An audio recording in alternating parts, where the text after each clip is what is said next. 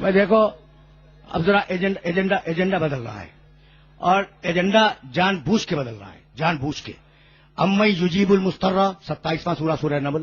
امن یجیب المستر اذا دعاہ ویکشف السوء. کون ہے اللہ کے علاوہ جو مضطر کی دعا سنے اور اسے حل کرے؟ بس اللہ ہے جو مضطر کی دعا سنتا ہے اور اس کی مشکل کو حل کرتا ہے. وَيَجْعَلُكُمْ خُلَفَاءَ الْأَرْضِ. اور کون ہے اللہ کے علاوہ جو خلیفہ بناتا ہے؟ بس اللہ ہے جو خلیفہ بناتا ہے، کوئی اور نہیں بناتا. الہ مع اللہ، کیا اللہ کے علاوہ کوئی اور اللہ ہے؟ قلیلا ما تذکرون. تم بہت کم غور و فکر کرنے کا عادی ہو. اس آیے مبارکہ میں اللہ نے اپنے دو کام بتلائے. میں مضطر کی مشکل کو حل کرتا ہوں اور میں خلیفہ بناتا ہوں. تو پہلا کام تو اللہ سے کروا رہے ہو، دوسرا کام خود کر رہے ہو. یہ کیسی منطق ہے؟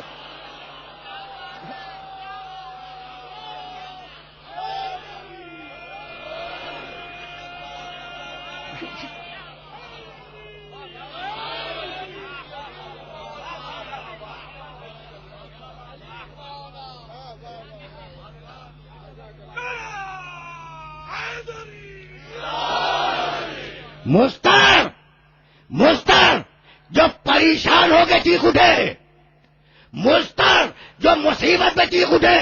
مضطر کے معنی بتلا رہا ہوں میں. مضطر جو اتنا پریشان ہو جائے کہ اس کی آواز بلند ہو جائے. کیا چھٹے پارے کی پہلی آیت بھول گئے؟ لا يحب اللہ الجہر بالسوء من القول الا من ظلم. اللہ کو پسند نہیں ہے کہ اونچی اونچی باتیں کرو، مگر جس پر ظلم ہو جائے اسے حق ہے. ہم مظلوم ہیں، ہمیں بولنے کا حق ہے یا نہیں؟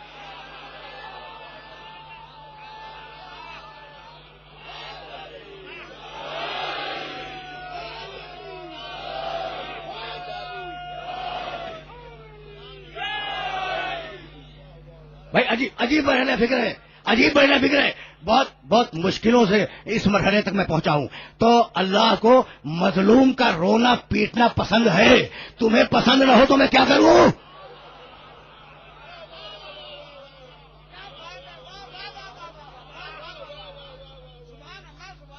اللہ کو مظلوم کا رونا پیٹنا پسند ہے. تمہیں پسند نہ ہو تو میں کیا کروں؟ بھائی عجیب بات ہے کہ سینہ ہم پیٹے، چوٹ دوسرے کو لگ جائے.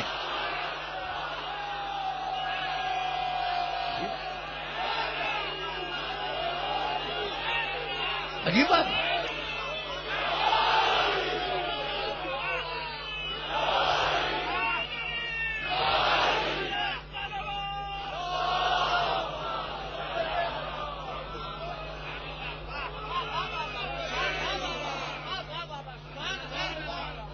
بھائی عجیب مرحلہ فکر ہے. جہاں میں تمہیں لے کے آ گیا، سورہ زاریات ہے 51واں سورہ قرآن کا. جب ہم نے فرشتہ بھیجا ابراہیم کے پاس کہ اس بڑھاپے میں تمہیں اولاد ہوگی، دیکھنا بھائی دیکھنا خدا کی قسم، جب ہم نے فرشتہ بھیجا، اب آیتیں نہیں پڑھ رہا ہوں، دامن وقت میں بہت زیادہ گنجائش نہیں ہے. ابراہیم کے بعد فرشتہ بھیجا کہ اس بڑھاپے میں 100 سال سے اوپر عمر، یعنی اگر توریت کی بات قبول کی جائے تو 112 سال کی عمر ہے. اس بڑھاپے میں 112 یا 113 سال کی عمر ہے ابراہیم علیہ السلام کی. تو پھر سوچا کی عمر کیا ہوگی؟ ظاہر ہے تمہارے سامنے ہے مسئلہ، ٹھیک ہے نا. فرشتہ آیا ابراہیم کے پاس اور فرشتے نے ابراہیم کو بشارت دی کہ تمہارے گھر میں بیٹا پیدا ہوگا. بھائی توجہ رہے، ابراہیم کی بیوی گھبرا گئی. وہ اقبلت دوڑتی ہوئی آئی، فسکت بجا اور اسے اپنے چہرہ پیٹ لیا. دوڑتی ہوئی آئی، فسکت بجا اور اس نے اپنا چہرہ پیٹ لیا. جبریل بیٹھے ہوئے، ابراہیم موجود ہے. نہ نبی روکتا ہے نہ فرشتہ روکتا ہے چہرہ پیٹنے سے.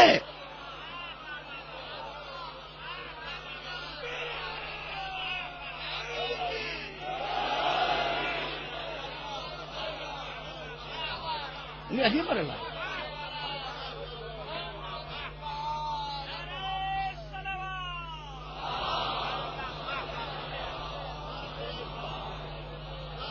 بھائی آیت ہے قرآن کی 51واں سورہ ہے، اس میں جا کے دیکھ لینا. اس آیت مبارکہ کو یوسف کا زمانہ آیا، برادران یوسف نے یوسف کو فروخت کیا. یوسف گئے 40 یعقوب نے غم منایا یوسف کو، اور یہ کہہ کے منایا فصبر جمیل، میں صبر کر رہا ہوں. دیکھو عجیب کنٹراڈکشن ہے، عجیب تضاد ہے. یعنی ایک جگہ قرآن میں لکھا ہے کہ یوسف علیہ السلام کے والد حضرت یعقوب صبر کر رہے تھے، اور اسی قرآن نے لکھا وَابْيَضَّتْ عَيْنَاهُ مِنَ الْحُزْنِ وَهُوَ كَظِيمٌ، روتے روتے اس کی آنکھیں سفید ہو گئی. تو رونا صبر کے خلاف نہیں ہے.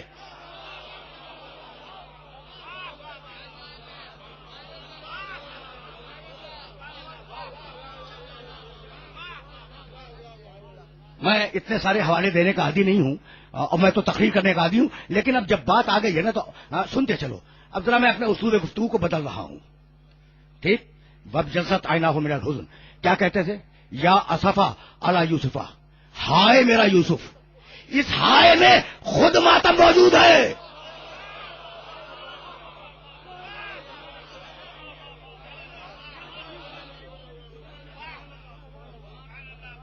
بھائی یہاں تک آ گئے میرے ساتھ؟ تو میرے ساتھ یہاں تک آ گئے. اچھا، تو اب جو نہیں بیان کرنا چاہ رہا تھا نا، پھر وہاں تک بھی میں آ گیا. تفسیر مظہری آدوی ثناء اللہ پانی پتی، اردو میں بھی موجود ہے، اوریجنلی عربی میں لکھی گئی، اس کی 5ویں جلد. بھائی یہ چھوٹا سا واقعہ سننا.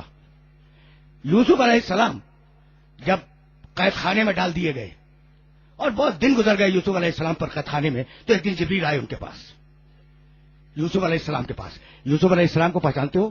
یوسف ابن یعقوب ابن اسحاق ابن ابراہیم.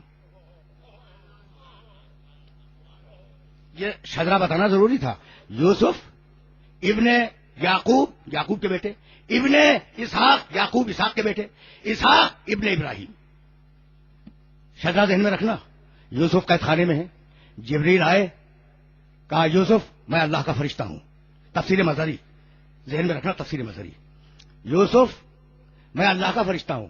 کہا جبریل تم یہاں آ گئے، یہ قید خانہ تو مجرموں کی جگہ ہے، یہ تم مجرموں کے پاس کیسے آ گئے؟ تم مجرموں کے پاس کیسے آ گئے؟ کہا یوسف میں مجرموں کے پاس نہیں آیا، میں تو تمہیں تسلی دینے کے لیے آیا ہوں. سن رہے ہو واقعہ؟ جا کے دیکھنا تفسیر مظہری، اردو میں ترجمہ موجود ہے. میں تو تمہیں تسلی دینے کے لیے آیا ہوں. کہا کہ اچھا یہ بتلاؤ کہ کچھ علم ہے کہ میرے باپ کیسے ہیں، کس حال میں ہیں؟ حضرت یعقوب علیہ السلام. جبریل نے کہا کہ اللہ نے ان کا ایک بہت بڑا امتحان لیا، اور وہ مسلسل روتے رہتے ہیں لیکن صبر بھی کرتے ہیں. رونا صبر کے منافی نہیں ہے. ٹھیک، یعنی رونا صبر کے خلاف نہیں ہے. اب یہاں ایک جملہ کہنا چاہ رہا ہوں، اور وہ جملہ اگر پہنچ گیا تو میرا آج کا میسج پورا ہو جائے گا. کہنے لگے کہ میرے بابا روتے رہتے ہیں، کتنا غم ہے انہیں میرے کھو جانے کا. سنو گے؟ فما قدر غم میں ہی ان کے غم کی مقدار کیا ہے؟ کہا حزن سبعین سکلا. سکلا جانتے ہو؟ وہ عورت جس کا جوان بیٹا مر جائے، اس پر کیسا غم پڑتا ہے؟ تو کہا کہ 70 مردہ ماؤں کے برابر یعقوب کا غم ہے. بھائی سننا، اس لیے کہ ابھی تو میں بہت آغاز میں ہوں، اور میں چاہ رہا ہوں کہ یہ میسج تفسیر مظہری کا تم تک پہنچ جائے. 70 مردہ ماؤں کے برابر یعقوب کو غم ہے. ایک مرتبہ یعقوب نے اپنے سر پر 72 مارے، ہاتھ مارے. جبریل نے منع نہیں کیا کہ یہ بدعت ہے یا شرک ہے.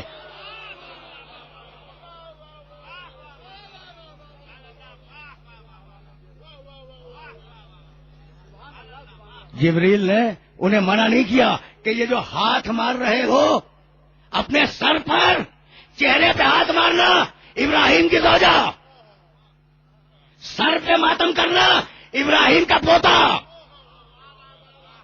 اب تم سنت ابراہیمی پر عمل کرتے بھی ہو یا نہیں مجھے نہیں معلوم.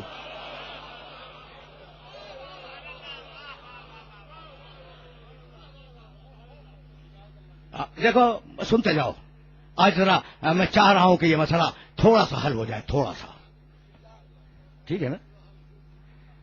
ادھر یوسف قید خانے میں ہے، ادھر یعقوب علیہ السلام تھوڑا سا جو کا ستو اور تھوڑا سا پانی لے کر اپنے شہر سے باہر شجرۃ الوداع کی چھاؤں میں بیٹھ جاتے تھے. وہ آخری درخت جس کے بعد بیابان تھا. اور بیٹھ کر روتے رہتے تھے یا صفا علی یوسف. وہ شاہراہ عام تھی, عام راستہ تھا جس راستے پر حضرت یعقوب علیہ السلام بیٹھ کر یوسف کو رویا کرتے تھے اور یا صفا علی یوسف کہا کرتے تھے. شاہراہ عام تھی. گزرنے والے قافلے جب دیکھتے کہ بوڑھا انسان بیٹھا ہوا ماتم کر رہا ہے اور کہہ رہا ہے یا صفا علی یوسف, تو اتر کے پوچھتے کہ بھائی تمہیں ہوا کیا. تو شاہراہ عام پر اسی لیے بیٹھے کہ ساری دنیا کو مظلومیت کی خبر ہو جائے. اب سمجھ میں آیا کہ ہم شاہراہ عام پر ماتم کیوں کرتے ہیں.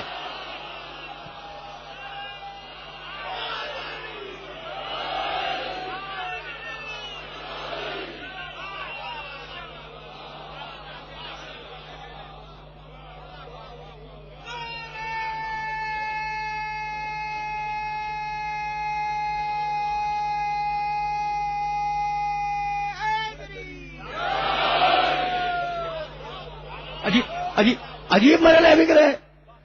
تو وہ پوچھتے تھے کہ بھائی کیا ہوا. کہا میرا بیٹا گم ہو گیا. کہا کیسے گم ہوا.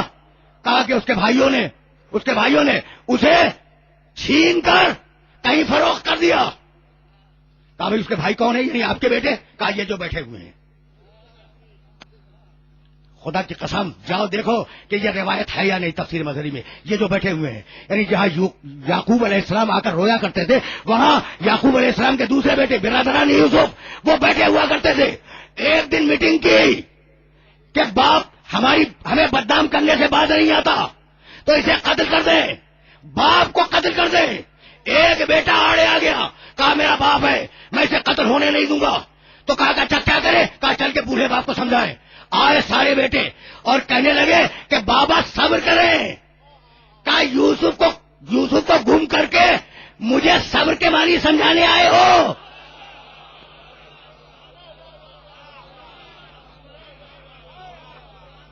تو اب دو نظریے سامنے آ گئے. بھائی قاتل ہمیشہ صبر کی تلقین کرے گا, مظلوم ہمیشہ ماتم کرے گا.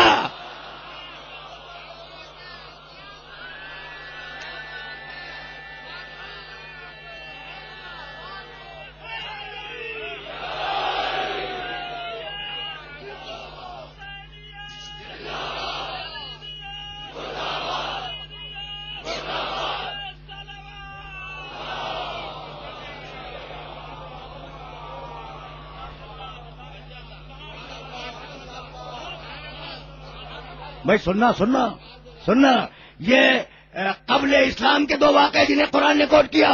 اور اب جاؤ صحیح بخاری اس کی شرح فتح الباری, اس فتح الباری میں کہ رسول پر ایک دن کوئی مصیبت آ گئی. فضرب فخذہ انہوں نے زانو پہ ماتم کیا. اور جانتے ہو شارع نے کیا لکھا. فی ہے جواز علی ضرب الفخذ. چونکہ رسول نے کر دیا اس لیے جائز ہے.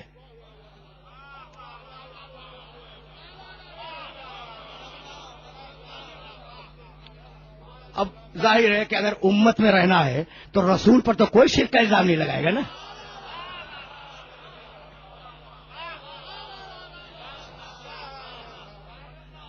اگر امت میں رہنا ہے تو کسی کی مجال نہیں ہے کہ وہ رسول پر شرک کا یا بدعت کا الزام لگا سکے. تو سر پہ ماتم کیا, منہ پہ ماتم کیا, زانوؤں پہ ماتم کیا. اب میں کیسے اپنے سننے والوں کی خدمت درد کروں. معارج النبوت پہلی جلد, سیرت النبی دوسری جلد. ایک ایسا واقعہ پیش آیا کہ حضرت فاروق رضی اللہ تعالیٰ عنہ نے رسول کے سامنے چہرے پہ ماتم کیا. یلتم وجہو, بار بار چہرے کو پیٹتے رہے اور رسول اللہ سے گزارش کرتے رہے. کوئی واقعہ ہو گیا تھا تو چہرے پر ماتم کرنا یہ تو تمہارے بزرگوں کی بھی سنت ہے.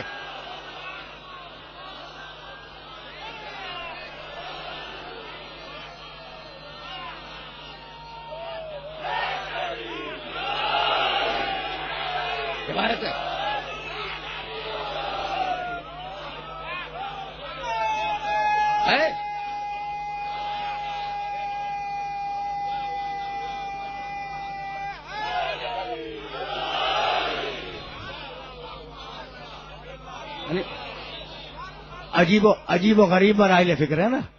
کیا بھول گئے؟ اب اسے بھی کوٹ کروں کہ 3 دن حمزہ کا ماتم کروایا رسول نے، اور ہر کوچے سے حمزہ پر رونے کی آواز آ رہی تھی. بھائی میں کیسے اپنے سننے والوں کی خدمت درج کروں کہ جب پیغمبر اکرم نے یہ سنا اپنے کانوں سے کہ ہر گھر میں حمزہ پہ رویا جا رہا ہے، تو فرمانے لگے رضی اللہ ان کننا وان اولاد کننا وان اولاد اولاد کننا، اللہ تم سے بھی راضی ہو، تمہاری نسلوں سے بھی راضی ہو، تمہاری نسلوں کی نسلوں سے بھی راضی ہو. اب اگر کوئی بے نسل ہو جانا چاہے تو میں کیا کروں؟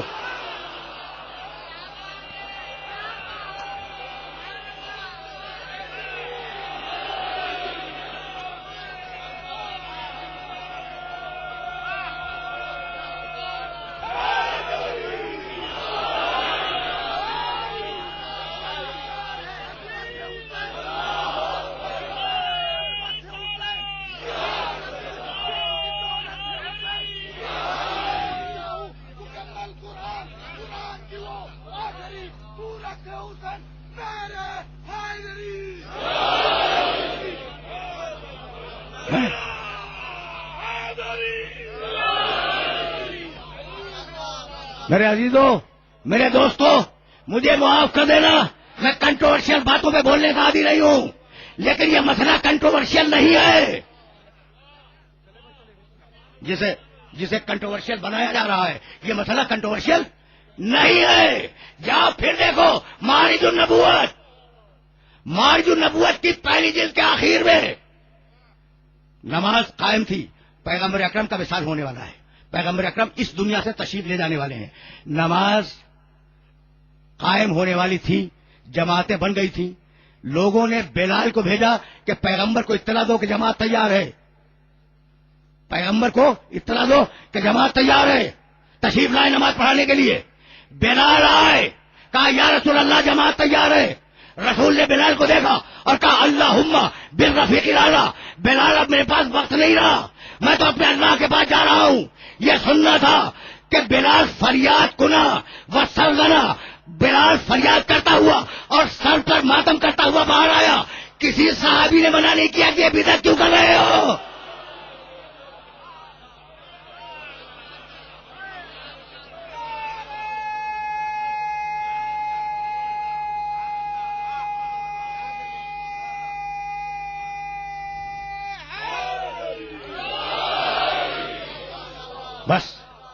بس میرے عزیزوں، میرے دوستوں، اب اس سے زیادہ اس موضوع پہ زحمت نہیں دوں گا، لیکن اگر کسی نے چیلنج کر دیا تو پھر بتلاؤں گا حوالے، پھر بتلاؤں گا. بتلاؤں گا کس نے کہاں ماتم کیا. ابھی تو میں پردہ ڈال رہا ہوں.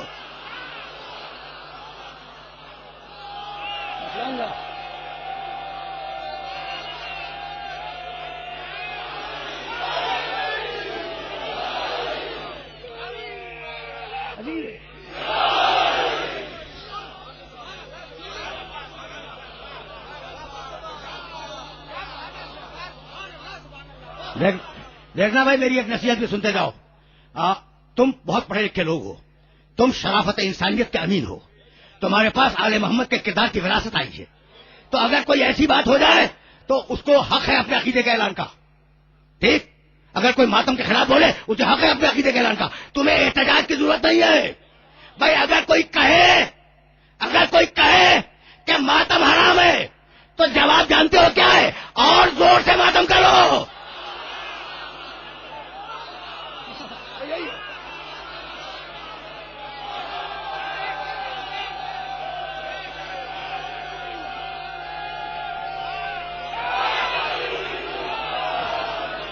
ماتم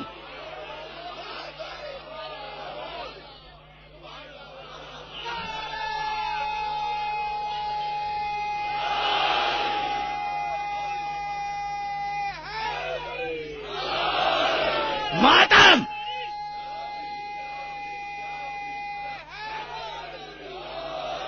ماتم تمہاری پہچان ہے، ماتم تمہارا تشخص ہے، ماتم تمہاری زندگی ہے. بھائی عجیب بات ہے، کچھ سمجھ رہے ہو کہ صورتحال کیا ہے؟ خدا کی قسم نوجوان دوستوں سے کہہ رہا ہوں، ماتم کو کبھی فراموش نہ کرنا. جب تم ماتم کرتے ہو تو چوٹ یزید کے سینے میں پڑتی ہے.